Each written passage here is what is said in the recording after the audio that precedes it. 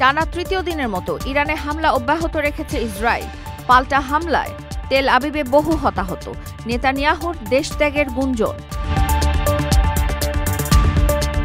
সংঘাতের কবলে ওমানে বহু ফ্লাইট বাতিল, যাত্রীদের উদ্দেশ্যে বিমানবন্দর কর্তৃপক্ষের জরুরি বার্তা।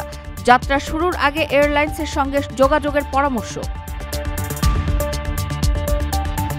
পূর্ব নির্ধারিত হলেও আজ মাস্কাটে বসেনি ইরান যুক্তরাষ্ট্র। হামলা বন্ধ না করলে পারমাণবিক আলোচনায় ফেরার প্রশ্নই আসে না, মন্তব্য ইরানি প্রেসিডেন্টের।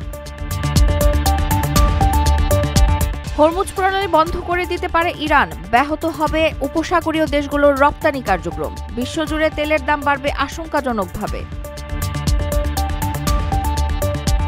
দুবাইয়ের ৬৭ তলা ভবনে ভয়াবহ আগুন, ৬ ঘণ্টা চেষ্টার পর পরিস্থিতি নিয়ন্ত্রণে। বড় বিপদ থেকে বাঁচলেন প্রায় ৪,০০০ বাসিন্দা। এয়ার ইন্ডিয়ার ফ্লাইট বিধ্বস্তে ২৬০ জন প্রাণহানির পর এবার ভারতে যাত্রীবাহী হেলিকপ্টার বিধ্বস্ত।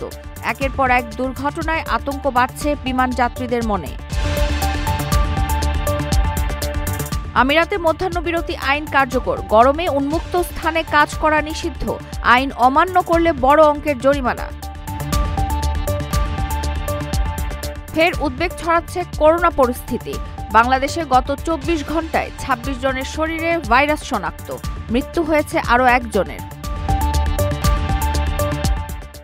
আপনার স্বপ্নগুলো আকাশ ছুবে প্রবাসীর হেলিকপ্টারের মাধ্যমে। বিয়ে, জন্মদিন অথবা যে কোনো বিশেষ প্রয়োজনে হেলিকপ্টার ভাড়া করতে যোগাযোগ করুন স্ক্রিনে দেয়া নাম্বারে। প্রবাসীর হেলিকপ্টার, নিরাপদ ও সাশ্রয়ী বাহনের বিশ্বস্ত নাম।